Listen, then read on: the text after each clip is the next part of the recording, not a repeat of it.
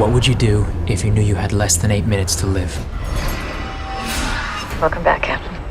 At 7:48 this morning, Central Standard Time, a bomb exploded on a commuter train outside of Chicago, killing everyone on board. A train is moving toward Chicago. Captain Coulter Stevens, an Army pilot, wakes up on the train, confused about where he is. Christina starts talking to him and calls him Sean. He looks around the train, distracted by every movement, so much so that he doesn't even respond to the conductor when asked for his ticket. Coulter seems uneasy around Christina as well when she tries to help him find his ticket. She asks why he is acting so strangely, but Coulter tells her he doesn't know who she is. He gets up and steps outside for a moment, trying to figure out where he is. But soon, he returns to his seat next to Christina. Suddenly, he sees his reflection in the window, showing a different face. Coulter rushes to the restroom and looks in the mirror, seeing someone completely different. He opens the wallet and finds an ID with the same unfamiliar face. Christina is waiting for him outside the restroom. He tells her he doesn't know Sean or her. Suddenly, the train explodes. Coulter wakes up in a different place, hearing a female voice telling him that he is with Beleaguered Castle and asking if he is functional. He is still confused and unable to answer the questions the disembodied voice is asking. The voice only wants to know what happened on the train and the source of the explosion. Coulter asks who she is, and she appears on a monitor in front of him, telling him he already knows. She informs him that they will reconstruct his memory pattern and initiates a mnemonic procedure. As visuals appear on the screen, she reads a passage, but Coulter is too focused on freeing himself from his seat to pay attention. Suddenly, he recalls parts of the exercise and repeats what he had just heard. She asks for her name, and Coulter calls her Goodwin. Dr. Rutledge briefly appears on the monitor, checking something,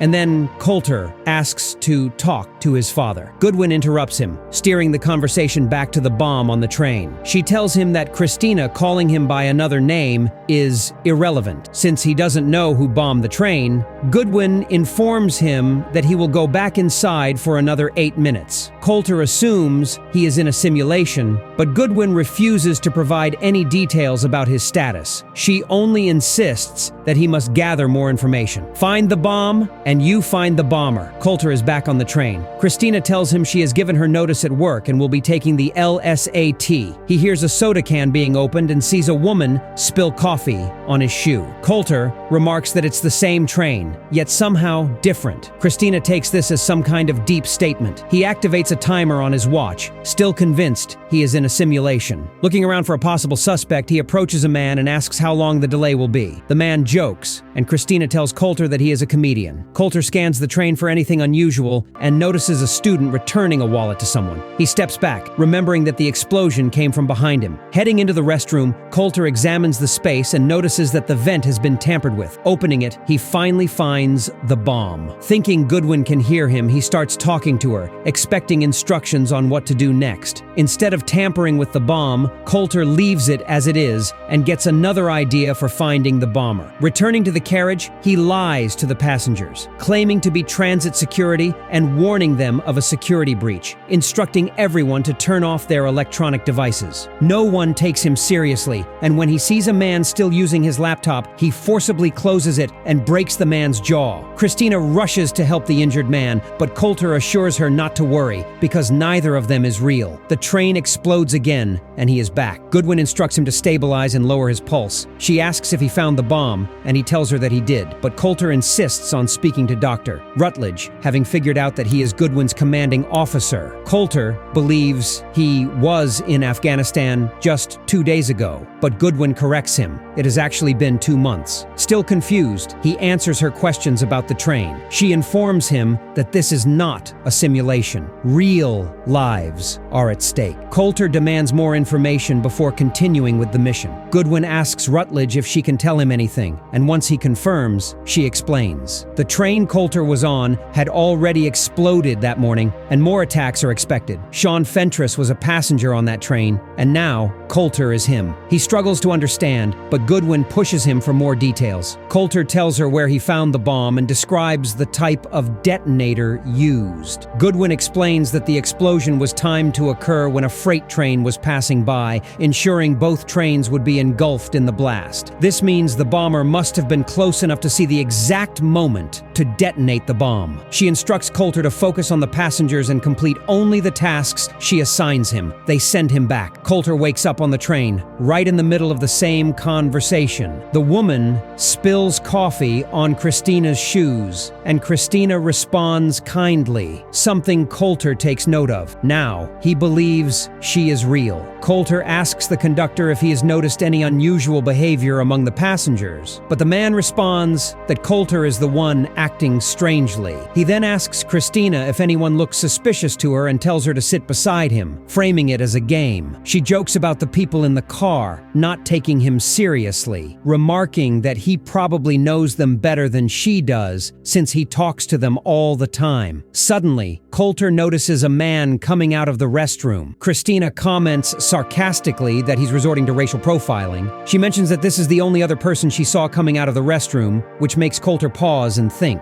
He searches through Sean's belongings but only finds Christina's name in his notebook. Determined to investigate further, he decides to follow the man he saw earlier, and he makes Christina come with him. Coulter tells Christina to wait outside the station as he follows the suspicious man into the restroom. He hears the man getting sick in one of the stalls and begins inspecting him, making the man visibly uncomfortable. The guy quickly leaves, with Coulter following closely behind. Coulter sits beside him on a bench and asks to borrow his phone, but the man refuses and asks to be left alone. When Coulter insists and aggressively demands to see the phone, the man gets up to leave, only for the bomb to suddenly explode. Convinced that the man might be the bomber, Coulter chases after him once more. The man panics and pushes Coulter onto the train tracks. Before he can get up, an oncoming train hits him. Coulter awakens in the other place, but this time he can't hear Beleaguered Castle or make contact with anyone. The space around him feels ice cold and begins to shut down. A technician working with Goodwin tells her that Coulter is in trouble. They rush to Dr. Rutledge, who admits that no one has ever experienced this situation before. He advises them to keep sending signals to Coulter and see if he responds. Meanwhile, inside his isolated space, Coulter finds a toolkit and manages to restart the power. As he does, he begins hearing distorted voices. Rutledge, now sitting at Goodwin's computer, starts reading the passage to Coulter again. Coulter hears her voice and calls out to her just as Rutledge prepares to leave. Rutledge finally speaks to him, revealing that he is the one who invented the system Coulter is trapped inside. He confirms that he is in charge. When Coulter tells them that he saved a passenger on the train,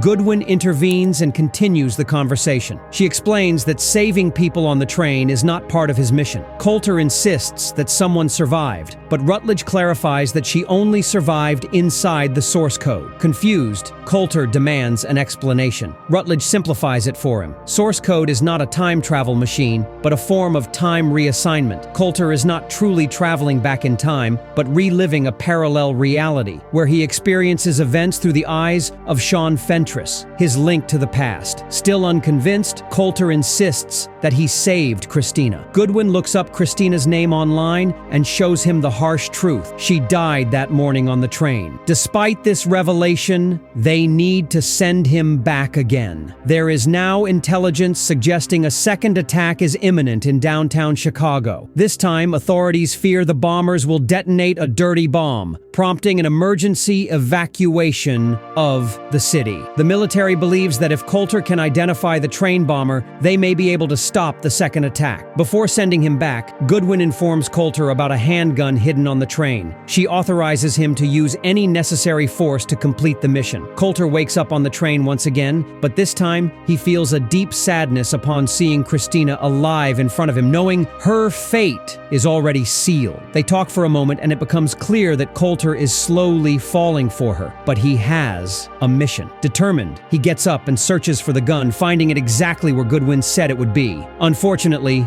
just as he retrieves it, the train conductor catches him breaking into the safe. Coulter points the gun at the conductor in panic, but before he can react, a second conductor arrives and electrocutes him. Coulter wakes up on the train again, only to see Christina next to him, asking what he was doing. He doesn't know what to tell her, and realizes he's running out of time, so he asks her what she would do if she only had 1 minute left to live. Coulter tells her that he would call his dad and tell him he's sorry. Christina reassures him that everything is going to be okay, just as the bomb explodes on the train again. Before waking up in the other place, Coulter has strange visions involving and Christina. He tells Goodwin that the gun wasn't the best idea and that he wants to speak to his dad. She brushes him off, saying she will try to arrange that. Coulter asks her how he is doing, as he still doesn't understand the process. She moves aside to show him where he is being kept and explains that she has never been on the other side of the source code because the specifications for a viable candidate are extremely narrow. Goodwin doesn't want to waste more time, and after assuring him that he's doing well, sends him back to search through the passenger's belongings. Back on the train, Coulter moves faster this time. He sketches the military patch that Goodwin showed him just as Christina approaches him. Coulter asks her to look for his friend who went missing in Afghanistan, giving her his real name to search for. Suddenly, he becomes suspicious of a man talking on the phone. He approaches him and searches through his bag, looking for something. Coulter then notices a woman carrying a bag from an army medical center and walks over to talk to her. He asks her about the letters on the patch, and she tells him that it stands for Air Force and that the N represents Nellis. Coulter borrows her phone and calls Nellis Air Force Base. He asks for Rutledge and tells the operator to inform him that Captain Coulter Stevens is calling. Meanwhile, Christina finds him and tells him that the friend he asked her to search for is dead, killed in action 2 months ago. Suddenly, Coulter has flashbacks from Afghanistan and hears Goodwin's voice again, guiding him through mnemonic exercises. When he wakes up in the other place, he immediately asks Goodwin if he's dead. He tells her that he found an article online stating that he had died, along with information that his father had received a medal in his honor. She tells him he needs to focus on the train and that everything else is irrelevant. Coulter insists on knowing the truth, and Goodwin finally reveals part of it. She explains that part of his brain is still active, but his body is just a manifestation. Coulter asks if he is imagining being inside the capsule, and as he does, the structure begins to fall apart. She confirms that the capsule is also a manifestation, but does not tell him where his real body is being kept. Rutledge intervenes, stating that they need to send him back to the train to prevent another attack. Coulter still struggles to accept how the source code works and tells Rutledge that he called him from the train that morning. The doctor responds that he never received such a call, and if he had, it would have been in a different reality. The Rutledge who received that call would have been a different version of himself entirely. Coulter remains unconvinced, so Rutledge explains that the project was sanctioned by a military court. Furthermore, he tells the Air Force captain that many other soldiers would consider this opportunity far better than death, being able to continue serving their country. Coulter counters by saying that for many soldiers, one death is service enough. Rutledge then promises him that he will let him die once he completes the mission. Before sending him back to the train, Rutledge reminds him that 2 million Americans depend on the success of their mission, and if he does not value his own life, he should value theirs. Rutledge proceeds to send Coulter back onto the train over and over again, with no rest in between. He tells the soldier that they will keep doing this until he finds the bomber. Coulter insists that he can't do it, but Rutledge manipulates him into cooperating by playing a recording of his father's interview after his supposed death, in which his father expresses regret that they never truly understood each other. Coulter, overwhelmed, tells Rutledge to send him back in. Back on the train, Coulter goes straight for the gun and the bomb. He removes the detonator phone from the bomb and dials the only number in its call log. A man answers as Coulter moves through the train. Coulter tells him to turn around, but the wrong man in front of him reacts instead. Coulter sits next to him and threatens him with the gun, saying he won't kill anyone. The man swears he was just talking to his wife, so Coulter makes him call the number again. Suddenly, another phone rings. Apologizing, Coulter follows the sound outside and spots a man discreetly putting his wallet back on the train. He finally learns his name, Derek Frost. The train doors close, so Coulter pulls the emergency handle and jumps off to pursue him. Coulter watches Derek get into a white van and confronts him, showing him the phone, but Derek pretends not to recognize it. Coulter, however, is certain it's him. He then reveals the second bomb inside the van. Coulter inspects the bomb and demands to know the next target just as Christina arrives. Derek suddenly shoots them both. Coulter is still alive, so Derek delivers a monologue about why he's doing this. He believes the world is hell and needs to be destroyed in order to be rebuilt. Derek gets into the van and leaves them there. The bomb on the train explodes again. When Coulter transitions back to the capsule, he sees the previous visions more clearly. The moment he regains awareness, he informs Goodwin and Rutledge about the bomber and the van he used. He confirms that the second bomb is radioactive, detective. Rutledge and Goodwin congratulate him, declaring the mission a success. Before they leave, Coulter requests to be sent back one last time to save the people before he dies. Meanwhile, the Army successfully arrests Derek Frost before he can detonate the second bomb. Rutledge gains further validation from his superiors regarding the source code project. Goodwin then returns to speak with Coulter. He talks about the possibilities of parallel realities and wonders what different versions of people might be like in those realities. Goodwin explains that what he saw were merely shadows or after images of the people who died on the train. She tells him that he cannot alter the past. However, Coulter insists that there was a failsafe on the explosive that he hadn't noticed before and claims that she's wrong. Coulter pleads with her to send him back without approval and then terminate his life support afterward. Goodwin hesitates but ultimately agrees, telling him that at the end of his source code session, she will switch off his life support. Coulter assures her that he will save Christina. Goodwin tells him that it was an honor and wishes him good luck. Coulter is back on the train for the final time. He asks Christina out for coffee and she happily accepts. Coulter tells her to give him a few minutes to save the world. Immediately, he moves toward the bomb, disarming both detonators. Then, as he passes by Derek, he discreetly steals the conductor's handcuffs. Meanwhile,